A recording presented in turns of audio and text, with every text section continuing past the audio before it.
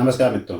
तो एक बार फिर से हम हाजिर हैं बांकेलाल के नए एपिसोड के साथ। तो दोस्तों, आज हम मजा लेंगे बांकेलाल के चौथे सीरीज का, जिसका नाम है बांकेलाल और यक्ष कुमार। बांकेलाल का जन्म रामपुर गांव के किसान घर में भगवान शिव के आशीर्वाद से हुआ था, लेकिन बचपन में शिव ने उसकी एक शरारत से क्रोधित होकर उसे आजीवन शरारती बने रहने का श्राप दे दिया था। और जब उसकी माँ ने शिव से क्षमा याचना की तो उन्होंने अपने श्राप में यह परिवर्तन कर दिया कि बांकेलाल शरारत करके किसी को हानि पहुंचाने की कोशिश करेगा तो उस व्यक्ति को बजाय हानि के उल्टा लाभ होगा और बांकेलाल को भी इसका सम्मान मिले। पिछले दिनों राजकोष के लुटेरे में जो आपस में ही लड़ मरे थे, उनको मारने का सारा श्रेय बांकेलाल को मिला। यही कारण था कि आज विशालगढ़ राज के आसपास के समस्त राज्यों के राजा बांकेलाल को सम्मानित करने के लिए विशालगढ़ के दरबार में पधारे हुए थे। ये कहानी आपने पिछले कॉमिक्स राजकोष के लुटेरे में पढ़ा था। अब आगे देखते हैं क्या होता है। वाह बांकेलाल जी, आपने अकेले ही उन खतरनाक लुटेरों को न केवल मार डाला बल्कि लुटा हुआ माल भी बरामद कराकर वाकई प्रशंसा योग्य कार्य किया है जी। वो सारे राजाएं इकट्ठा हुए विशालगढ़ के राज दरबार में, जिनका खजाना बांकेलाल ने बचाया था, और वे सब अब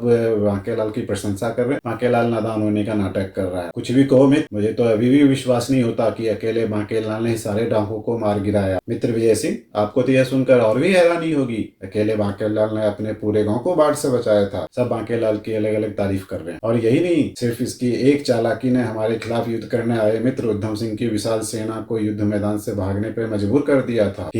बांकेलाल का वह कारनामा तो मुझे हमेशा याद रहेगा। सब मजा ले रहे हैं बांकेलाल के कारनामों का। सुनकर हैरानी होती है कि अकेले एक इंसान ने इतने महान और बहादुरी भरे कारनामों का अंजाम दिया है। सब आश्चर्यचकित भी हो रहे हैं और प्रशंसा भी कर रहे हैं। वाकई बांकेलाल जी एक बहादुर और बुद्धिमान इंसान है। काश बांकेलाल हमारे राज्य में पैदा होता और हमारे राज्य के लिए अपनी सेवाएं प्रदान करता। हे ईश्वर, तुम्हारी कैसी माया। हाथ आया हुआ माल तो मुझसे छीन लेते हो और तसल्ली के लिए बेमतलब की तारीफें मेरे हिस्से में डाल देते हो। जबकि बांकेलाल हमेशा की तरह उल्टा ही सोच रहा है कि मैं करता कुछ हूँ, हो कुछ और जाता है। फिर बांकेलाल के कारनामों की चर्चा के बाद वहाँ पर उपस्थित सभी राजाओं ने स्वयं अपने हाथों से बांकेलाल को सम्मानित किया। सारे राज्य के राजाएं जिनका राजकोष बचा था, उन्होंने बांकेलाल को सम्मानित किया। और साथ ही यह लीजिए बांकेलाल जी, 10,000 स्वर्ण मुद्राएं। इन लुटेरों को जिंदा या मुर्दा बंदी बनाने पर समस्त राजाओं द्वारा घोषित पुरस्कार। धन्यवाद राजन। और जो लुटेरों को जिंदा या मुर्दा पकड़ने के लिए राजाओं ने पुरस्कार की घोषणा की थी, वो भी बांकेलाल को मिल गया। लेकिन बांकेलाल जी, क्या आप यह बात विश्वास पूर्वक कह सकते हैं कि खजाने के सारे लुटेरे मारे जा चुके? जी हाँ महाराज, मैंने स्वयं सारे लुटेरों को मारा है। ओह क्या बात है मित्र, तुम इतनी गहरी सोच में क्यों डूब गए हो? विशालगढ़ के राजा पूछ रहे हैं उस दूसरे राजा से। मैं सोच रहा था कि काश यदि बांकेलाल ने उन लुटेरों में से एक आध को जीवित पकड़ने की कोशिश की होती या उन्हें मारने के पूर्व उनके अड्डे की जानकारी ले ली होती तो क्या होता। तो शायद हम उस खजाने को भी ढूंढ निकालते जो लुटेरे पहले उधम नगर, रूपनगर, शक्तिनगर वो अन्य राज्यों से लूट चुके थे। ओह, बात तो आपकी ठीक ही लगती है, लेकिन अब क्या किया जा सकता है? एक राजा ने यह बात बताई और बाकी लोग भी उसमें सहमति दे रहे हैं। हाँ, अब क्या है, किया जा सकता है। हम में से कोई भी उन लुटेरों के अड्डों को नहीं जानता। मेरे ख्याल से तो हमें अपने अपने राज्य में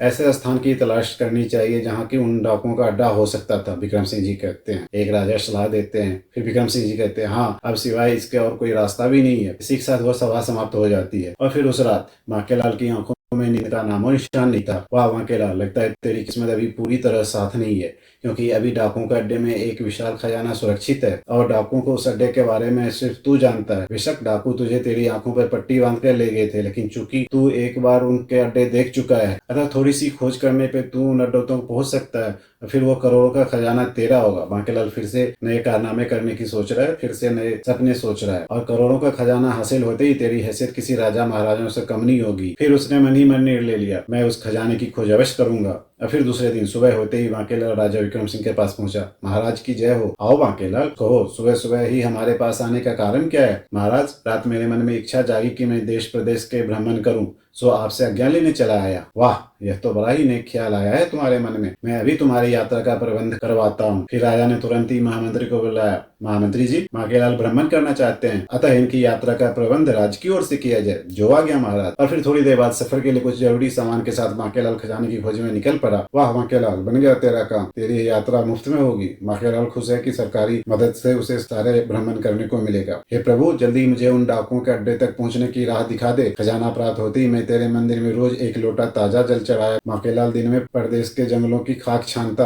और रात को किसी नगर के सराय में गुजारता। इस तरह देश प्रदेश भटकता भटकते भटकते एक दिन उफ, लगता है आज मैं रास्ता भटक गया हूँ, अब मैं क्या करूँ। एक तो भूख के मारे जान निकली जा रही है और ऊपर से सांप भी घिर आई है। अगर जल्दी ही इस जंगल से बाहर ना निकला तो आज अवश्य किसी जंगली जानवर का शिकार बन जाऊंगा। बांकेलाल अलग अलग प्रदेशों की भ्रमण करने के बजाय अलग अलग जंगलों की खाक छान रहा था खजाने की खोज में। मन भी तरह तरह की शंकाएं ले बांकेलाल एक और बढ़ा ही जा रहा था कि तभी शिवजी की ब्याहने चले पालकी सजाई के। अरे लोक संगीत लगता है, पास ही कोई बस्ती है जहाँ से भी गीत की आवाज आ रही है। बांकेलाल आवाज वाली दिशा में बढ़ा, विभूति लगाया के हो, वाह तो मेरा अनुमान सच है। अब रात में इसी बस्ती में काटूंगा और यहीं मेरे भूख प्यास का इंतजाम भी हो जाएगा। बांकेलाल एक बस्ती में पहुंच गया जो कि आदिवासियों का है। फिर वह जब बस्ती वालों के बीच पहुंचा तो अरे भाई तुम लगता है कोई परदेसी हो। जी हाँ, मैं एक मुसाफिर हूँ और रास्ता भटक जाने के कारण आज आप लोगों के बीच हूँ। आदिवासी लोग वहाँ अपना कोई एक कार्यक्रम मना रहे हैं जहाँ बांकेलाल पहुंच जाता है। आप लोगों से उम्मीद करता हूँ कि आप लोग मुझे रात यहीं व्यतीत करने की इजाजत देंगे। अवश्य मुसाफिर, आज इस बस्ती के सारे लोग मिलकर महाशिवरात्रि का उत्सव मना रहे हैं, तुम भी इस उत्सव में शामिल हो जाओ। अच्छा, तो शिवरात्रि का उत्सव चल रहा है। आप लोगों के साथ इस खुशी में मुझे भाग लेकर बहुत खुशी होती,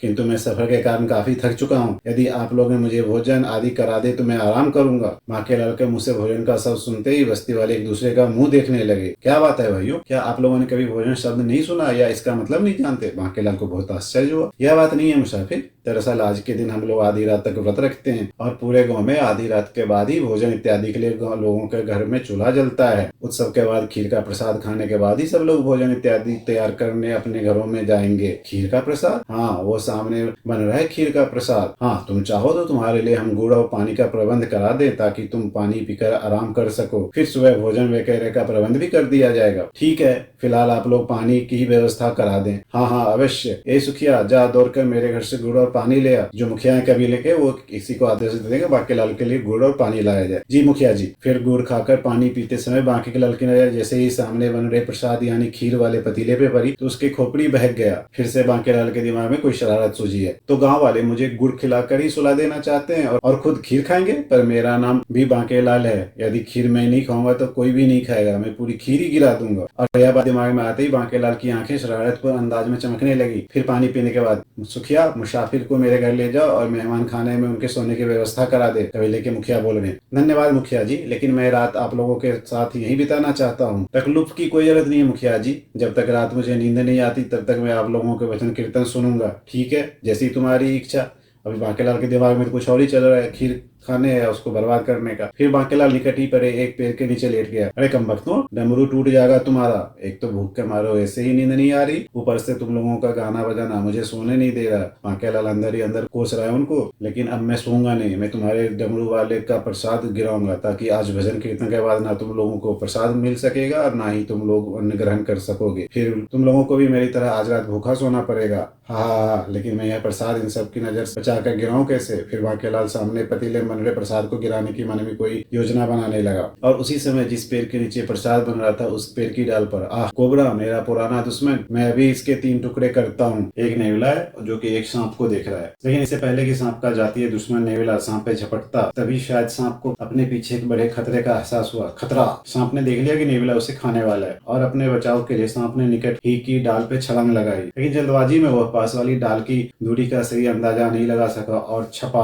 प्रसाद के पतीले में जा गिरा। इधर ठीक उसी समय बांकेलाल की नजर कुछ ही दूर पर पड़ी, लाठी पर पड़ी और फिर अभी तक तो किसी की नजर मुझ पे पड़ी नहीं, लेकिन इससे पहले कि वो लाठी की मदद से प्रसाद और पतीले को गिराता कि तभी अरे यह तो मुसाफिर है। बांकेलाल को एक लाठी मिली और वो उस लाठी की मदद से उस पतीले को गिराने की सोच रहा है, लेकिन इससे पहले कि वह लाठी की मदद से प्रसाद वाले पतीले को गिराता कि तभी अरे ये तो मुसाफिर है और यह इस तरह रहस्यपूर्ण अंदाज में यहाँ क्या कर रहा है। एक कबीले वाले ने उसे लाठी से प्रसाद गिराते हुए देख लिया। इससे पहले कि वो दोनों कुछ सोच समझ पाते कि अब मैं यहाँ से भाग चलूं, इसी में मेरी भलाई है, बांकेलाल ने पतीला गिरा दिया प्रसाद वाला। और फिर इसका मतलब यह दुष्ट ने जानबूझकर भगवान का प्रसाद गिराया। बांकेलाल को यह पता नहीं था कि 2 कबीले वाले उसे देख रहे हैं और इससे पहले कि बांकेलाल वहां से भाग पाता दोनों ने उसे पकड़ लिए। ठहर दुष्ट, भागता कहाँ है? अपनी इसी नीच हरकत की सजा तो लेता जा। अरे बाप रे, मारा गया। तब तक तो प्रसाद गिरने से परेशान गाँव वाले की नजर भी उस पर पड़ चुकी थी। यह क्या शंभू, तुम लोगों ने इस तरह क्यों पकड़ रखा है इन्हें? क्या जी, इसी दुष्ट ने जानबूझकर भगवान शिव का प्रसाद गिराया है। क्यों मुसाफिर, क्या गया यह नीच हरकत तूने की है? जी मुखिया जी, मुझे माफ करें। खामोश दुष्ट, खामोश दुष्ट, तूने भगवान का प्रसाद गिराने का अपराध तो किया ही है, साथ ही तेरी इस गलती के कारण आज पूरे गाँव को सारी रात भूखा सोना पड़ेगा, क्योंकि बिना प्रसाद ग्रहण किए हमारे गांव में आज की रात कोई भोजन नहीं करता, अतः तुझे इस पाप की सजा अवश्य मिलेगी। क्या शंभू, बांध दो इस दुष्ट को उस पेड़ के नीचे। आरती के बाद गांव के प्रत्येक इंसान इसे एक एक थप्पड़ मारेगा, यही इस नीच की सजा है। नहीं, अब बांकेलाल की हवा टाइट हो रही है। फिर गाँव वालों ने बांकेलाल को एक पेड़ के साथ बांध दिया। बांकेलाल, अब तेरी खैर नहीं, आज गाँव वालों के एक एक थप्पड़ की मार से ही तू मर जाएगा। फिर बांकेलाल की खुली आंखों में आने वाले समय की एक भयानक तस्वीर घूम गई। हाँ तो भाइयों, सब लोग उसे एक एक थप्पड़ मारो, यही इस नीच की सजा है। मारो नीच को। बांकेलाल इमेजिन कर रहा है उसके साथ अब क्या होने वाला है। फिर गांव वाले एक एक करके बांकेलाल को एक एक थप्पड़ मारने लगे। चटा। फिर थोड़ी देर बाद, अरे शंभू, तू भी मार इस दुष्ट को। पर मुखिया जी, ये तो पहले ही मर गया है मालूम हो, तो फिर इसकी लाश को ठिकाने लगाने का काम का हमें ही करना पड़ेगा। ओह नहीं, इस पापी की लाश को ठिकाने लगाने की क्या जरूरत है। ले जाओ इसे और फेंक दो जंगल में, ताकि जंगली जानवर इसके लाश को नोच नोच कर खा सकें। फिर थोड़ी देर बाद गाँव वाले बांकेलाल की लाश जंगल में फेंक कर गाँव की ओर चल पड़े और गांव वालों के जाते ही कई जानवर बांकेलाल की लाश पर झपट पड़े और अगले ही पल बांकेलाल के मुंह से एक चीख निकल गई, नहीं। और फिर घबरा कर उसने अपनी आंखें बंद कर ली और वह गहरी गहरी सांस लेने लगा। ये सब अभी तक जो हुआ वो बांकेलाल सोच रहा है अपने बारे में, अब मेरे साथ ये होने वाला है, लेकिन अभी वो हुआ नहीं है। और इधर गांव के कुछ आवारा कुत्ते खीर के प्रसाद को जमीन पर बिखरा देखकर वहां इकट्ठे होने लगे। अरे इन कुत्तों को भगाओ, वरना ये सारा प्रसाद खराब कर देंगे। मुखिया जी बोलते हैं, रहने दो मुखिया, प्रसाद अब खराब तो हो ही चुका है, अब यह बर्बाद हो, इससे अच्छा है कि इन जानवरों के पेट भरने के ही काम आ जाए। दूसरे लोग कहते हैं। थोड़ा सा प्रसाद खाते कुत्ते जमीन पर गिरकर तड़पने लगे। अरे इनको क्या हुआ, जाओ देखो। अब तो प्रसाद में तो वो सांप गिर गया था जिसका विष फैल गया था, तो कुत्ते मर गए। और अगले ही पल वह सारे के सारे कुत्ते मर चुके थे और उनका नीला पड़ा लाश देखकर गाँव वाले फौरन समझ गए, अरे यह क्या, प्रसाद खाते ही मर गया। हाँ, और इनके नीले पट्टे शरीर यह साबित कर रहा कि यह प्रसाद जहरीला था। तो इसका मतलब जो अगर इस प्रसाद को यह मुसाफिर ना गिराता तो हो सकता था कि इस प्रसाद को खाकर पूरा गाँव ही, अब गाँव वालों को जो समझ में आ रहा है तो गाँव वाले सब भयभीत हो रहे। हाँ, उस प्रसाद को खाने के बाद शायद हमें में से कोई भी जीवित नहीं बचता, तो हमें अपने जीवन बचाने वाले को धन्यवाद देना चाहिए। हाँ, हमें उनका धन्यवाद ही नहीं बल्कि उसे अपने व्यवहार की माफी भी मांगनी चाहिए। गाँव वालों की बात सुनकर, गाँव वालों की बातें सुनकर बांकेलाल की आंखें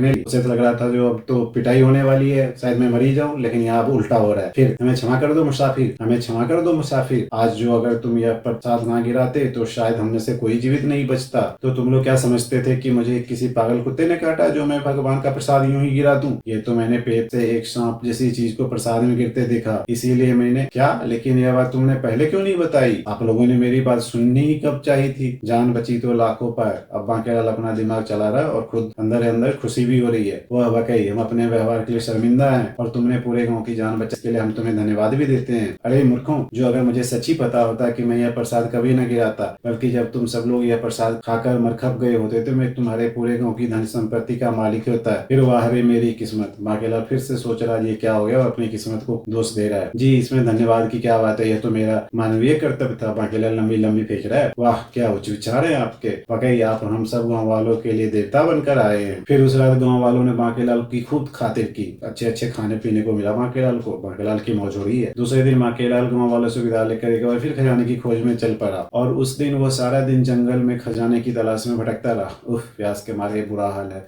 और यहाँ दूर दूर तक कोई कुआं या तालाब नजर नहीं आ रहा है। हे प्रभु, कहीं खजाने के चक्कर में प्यासा ही ना मर जाऊं। तभी दूर से एक झोपड़ी दिखाई पड़ी। आह, लगता है किसी सन्यासी की झोपड़ी है। अब तो पानी ही नहीं, खाने और रात को सोने की व्यवस्था भी यही होगी। और हो सकता है कि झोपड़ी में रहने वाला कोई पहुंचा हुआ सन्यासी हो तो शायद मुझे उस खजाने तक पहुंचने का सही राह सुझा दे। जिगरी ओम नमः शिवाय और फिर ओम नमः शिवाय। ओह, सन्यासी तो साधना में लीन है, मुझे इसका ध्यान भंग करने की प्रतीक्षा करनी होगी। लेकिन काफी देर प्रतीक्षा के बाद भी जब सन्यासी ने आंखें नहीं खोली तो बांकेलाल झुंझला उठा। सन्यासी का क्या पता, नहीं कब तक इसकी साधना पूरी होगी। यहाँ तो हमारे प्यास के दम निकला जा रहा है और इस झोपड़ी में पानी वगैरह का भी इंतजाम नहीं है। मैं अभी इसका ध्यान भंग करता हूँ। ओम नमः शिवाय। सन्यासी अपने साधना में लीन है। सन्यासी का आवाज लगाने की सोच ही रहा था कि तभी उसके दिमाग में बिजली की तरह एक विचार कौन दी। खबरदार बांके, अगर तूने इसकी साधना में विघ्नता डाला तो हो सकता है यह क्रोधित होकर तुझे श्राप दे दे या तुझे आंख खोलती ही जलाकर भस्म कर दे। बांकेलाल को थोड़ी डर भी हो रहा है। ओम नमः शिवाय। तो फिर क्या करूं? क्या सन्यासी का ध्यान टूटने तक प्रतीक्षा करूं? लेकिन तब तक मैं प्यासा ही मर जाऊंगा। फिर सोचते सोचते अचानक उसके दिमाग में एक शरारत ने जन्म लिया और उसकी आंखें चमकने लगी। वो मारप पापड़ वाले का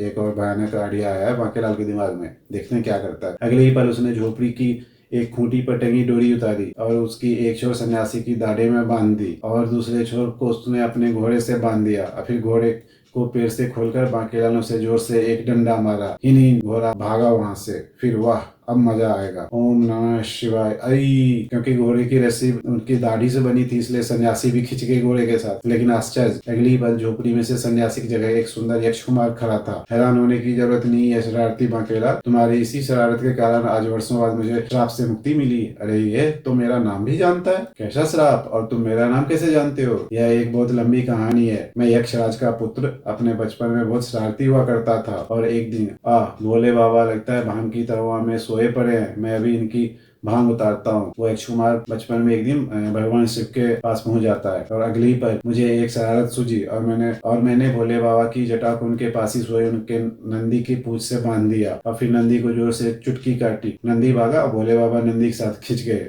फिर ही दुष्ट। फिर भोले बाबा को समझते देर नहीं लगी कि यह सारी शरारत मेरी है। अतः दुष्ट उदंड यक्ष कुमार, तेरे लक्षण पृथ्वीवासियों के समान ही है। तू स्वर्ग में रहने के काबिल नहीं है। जाकर पृथ्वी का नर्क भोग। और तभी क्षमा भोलेनाथ, भोलेनाथ क्षमा, मेरे पुत्र को क्षमा कर दीजिए कृपा निधि, यह अभी नादान और क्षमा किए जाने योग्य है। यक्षराज और उनकी धर्मपत्नी वहां पहुंच जाती है और शिव से क्षमा याचना करने लगती है। हाँ भोलेनाथ, मेरे बच्चे को आप हमसे दूर मत कीजिए, इसे क्षमा कर दीजिए। फिर मेरे माता पिता के बहुत गिड़गिड़ाने पर मेरा दिया श्राप मिथ्या नहीं जाएगा यक्षराज। हाँ, आज के कुछ वर्षों बाद मेरे ही वरदान से जन्मा इससे भी उदंड बांकेलाल नाम का इंसान जब इसके साथ कोई इसी तरीके की शरारत करेगा तब इस श्राप से मुक्ति मिल जाएगी। बस उसके बाद मैंने आपको पृथ्वी पर एक मानव के रूप में पाया, और तभी से मैं तुम्हारे आने का इंतजार करने लगा कि कब तुम आकर मुझे श्राप से मुक्ति दिलाओगे। ओह, और हाँ बांकेलाल, तुमने मुझे श्राप से मुक्ति दिलाई है, इसलिए मैं तुम्हें अपनी यह अंगूठी देता हूँ। जब कभी तुम्हारे पर भारी मुसीबत आए तो इस अंगूठी को 3 बार रगड़ना, मैं तुरंत तुम्हारी सहायता के लिए पहुंच जाऊंगा। अच्छा, अब मैं चलता हूँ, विदा मेरे दोस्त। यक्ष कुमार ने बांकेलाल को अंगूठी देकर वहाँ से विदा ले ली। जाने से पहले मुझे पानी तो पिलाते जाओ मेरे भाई। बांकेलाल को प्यास बहुत जोर से लगी थी। क्षमा मित्र, इस समय मैं तुम्हारी यह सहायता नहीं कर सकता, क्योंकि मैं तुरंत ही वर्षों से पिछड़े अपने माता पिता से मिलना चाहता हूँ। हाँ, इस झोपड़ी के पीछे एक झील है, तुम वहां जाकर अपनी प्यास बुझा सकते हो। इतना कहने के साथ ही यक्ष कुमार विलुप्त हो गए। कृतज्ञ कहीं का। चलो, जाते जाते सोने की अंगूठी तो दे गया, बांकेलाल मन में सोच रहा। बांकेलाल ने यक्ष कुमार की दी अंगूठी को अपनी उंगली में पहन ली, और फिर झील पर पहुंचकर बांकेलाल ने झील का पानी पिया और एक बार फिर खजाने की खोज में चल पड़ा। फिर कई दिनों की खोज के बाद अंत में आखिर मेरी खोज सफल हुई। उन सामने वाले खंडरों में ही उन डाकुओं का अड्डा था, और उन डाकुओं में ने कई राज्यों का लूटा खजाना यही छुपाया होगा, और अब वह सारा खजाना मेरा होगा। फिर बांकेलाल ने उन खंडरों का कोना कोना छान मारा, लेकिन उसे खजाना नहीं मिला। पता नहीं उन डाकुओं ने खजाना कहाँ छुपा रखा है। कहीं मेरी सारी मेहनत बेकार तो नहीं चली जाएगी। और झुंझलाए हुए बांकेलाल की नजर जैसी एक मूर्ति पे पड़ी। यह क्या, काली मैया मेरी असफलता पर मुझे जीव दिखा रही है? मैं अभी इनकी जीव खींचकर उखाड़ देता हूँ। सामने काली माँ की मूर्ति थी, और काली माँ हमेशा जीव निकाले खड़ी होती है। फिर आगे बढ़कर बांकेलाल ने जैसे प्रतिमा पे लटकी लाल लाल जीव पकड़ कर खींचा। अगले ही पर बांकेलाल जहाँ खड़ा था वहाँ का फर्श एकाएक गायब हो गया। और फिर बांकेलाल नीचे बने एक तहखाने में गिर पड़ा, जहाँ बहुत सारे खजाने और बहुत सारे सांप। तहखाने का दृश्य देखते ही बांकेलाल के मुंह से एक चीख निकली, नहीं। और इधर अपने शिकार को तहखाने में देखकर एक साथ कई सांप बांकेलाल की ओर बढ़े। उफ, ऐसा नहीं हो सकता, मैं ऐसे बेबसी भरी मौत नहीं मर सकता। हे प्रभु, मेरी रक्षा करो। मारे भय के पीछे हटता बांकेलाल परेशानी के आलम में हाथ मलने लगा। हाथ मलते मलते अनजाने में ही यक्ष कुमार की दी अंगूठी 3 बार रगड़ खाई, और अगली पल लगता है किसी नई शरारत ने तुम्हें इसी मुसीबत में फंसा दिया है बांकेलाल। क्योंकि यक्ष कुमार ने उसे वरदान दिया था कि 3 बार अंगूठी रगड़ोगे तो मैं हाजिर हो जाऊंगा, तो यक्ष कुमार वहाँ हाजिर हो गए। मुझे बचा लो यक्ष कुमार, वरना यह घबराओ मत बांकेलाल, तुम्हें कुछ नहीं होगा। कहने के साथ ही यक्ष कुमार ने अपना मुख खोल दिया। अगले ही पल यक्ष कुमार के मुंह में सैकड़ों नेवले निकले, और देखते ही देखते नेवलों ने सांप के कई टुकड़े कर डाले। फिर यक्ष कुमार ने अपना हाथ हवा में लहराया, और उसके हाथ में एक तलवार आ गई। बचो यक्ष कुमार, और अगले ही पर यक्ष कुमार ने उस सांप को मार डाला। सांपों और गयों के मरते ही बांकेलाल ठहाके लगाता हुआ सामने पड़े विशाल धन संपदा की ओर बढ़ा। अब तो इस खजाने के मालिक में ही हूँ। बांकेलाल खुशी का ठिकाना नहीं है, क्योंकि उसने जो खजाने की तलाश थी मिल गई। अच्छा बांकेलाल, अब मैं चलता हूँ। पर यक्ष कुमार, तुम मुझे और इस खजाने को ऊपर तक तो पहुँचा दो। ठीक है, तुम मेरे कंधे पे बैठ जाओ, लेकिन यह खजाना तुम इसकी चिंता मत करो, मैं इसे भी ऊपर पहुँचा दूंगा। और अगले ही पल यक्ष कुमार ने बांकेलाल को ऊपर फर्श पे ले आया, और फिर उसने अपनी मायावी शक्ति से सारे खजाने को भी ऊपर फर्श पे पहुंचा दिया। अच्छा बांकेलाल, अब तुम इजाजत दो, मैं चलता हूँ, लेकिन यह खजाना मैं इसे यहाँ से लेकर कैसे जाऊंगा भाई? इसकी किसी सुरक्षित स्थान तक पहुंचवाने में मेरी मदद। अब बांकेलाल यक्ष कुमार से काम बढ़ाता ही जा रहा, लेकिन इसे पहुंचाना कहाँ है? कहीं भी किसी सुरक्षित स्थान तक। बांकेलाल की आवाज सुनकर यक्ष कुमार पहली बार चौंका। फिर वो सोचने लगा, इतना सारा धन भला किसका हो सकता है, और ये बांकेलाल का हाथ कैसे और क्यों लगा? अगली पर यक्ष कुमार ने अपनी आंखें बंद कर ली। और फिर सिकरी सारी कहानी उसकी बंद आंखों के सामने घूम गया। ओह, तो यह वो डाकुओं द्वारा लूटा गया धन है जिसे बांकेलाल हड़पना चाहता है। लेकिन भगवान शिव के श्राप सुधार के अनुसार यह तो धन जिसका उन्हें बांकेलाल के द्वारा ही वापस मिलना चाहिए। लेकिन बांकेलाल की तो नीयत खराब है। फिर किसी बात का दिमाग में आते ही यक्ष कुमार ने आंखें सरारतपुर ढंग से चमकने लगी। क्या सोचने लगी यक्ष कुमार? मैं सोच रहा हूँ कि मुझे तुम्हारी मदद करनी ही चाहिए। आओ मेरे साथ, बाहर चलो। फिर बाहर आकर यक्ष कुमार ने अपना दाहिना हाथ हवा में लहराया और अगले ही पल वहाँ एक लकड़ी की गाड़ी खड़ी थी। यक्ष कुमार ने दोबारा हाथ घुमाते ही सारा धन अपने आप गाड़ी में लद गया। देखो बांकेलाल, इसके खींचने के लिए मैं स्वयं बैल का रूप धारण करता हूँ। बैल का रूप धारण करके यक्ष कुमार गाड़ी को खींचता वहाँ से चल पड़ा। वाह, मजा आ गया। अब इस विशाल खजाने का अकेला मैं मालिक हूँ। अब मेरी हैसियत राजा विक्रम सिंह से कम नहीं। इधर बांकेलाल खुश हो रहा है। फिर विशालगढ़ राज के सीमा के अंदर पहुंचकर बांकेलाल ने जैसी बैलगाड़ी को अपने गांव की ओर मोड़ना चाहा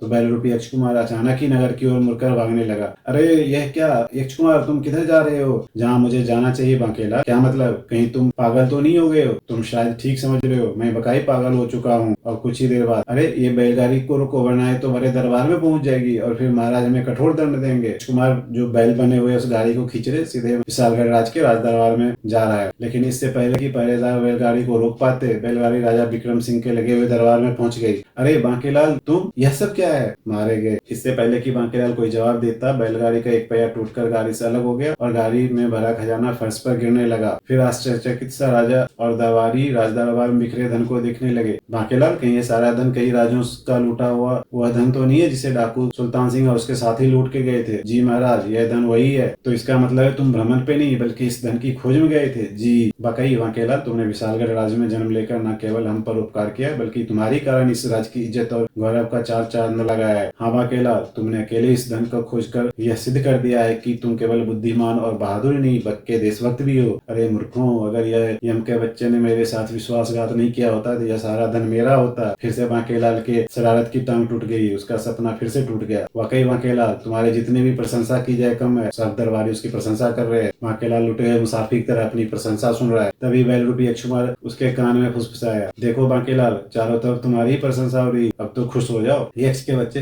काश मैंने तेरी दाढ़ी ना नोची होती तो आज इस खजाने का मालिक अकेला मैं होता। और फिर 2 दिन बाद एक बार फिर कई राजाओं के राजा विशालगढ़ पहुंचे और उन्होंने बांकेलाल को अपने हाथों से सम्मानित किया और उसे पुरस्कार स्वरूप 5000 स्वर्ण मुद्राएं दी। एक बार फिर उसके योजना की टांग टूट गई। उसने बुरा चाहा लेकिन भला हुआ और साथ में उसका भी भला हुआ। दोस्तों, अगर आपको यह वीडियो पसंद आया हो तो इसे जरूर लाइक और शेयर करें तथा हमारे चैनल को सब्सक्राइब करें। धन्यवाद।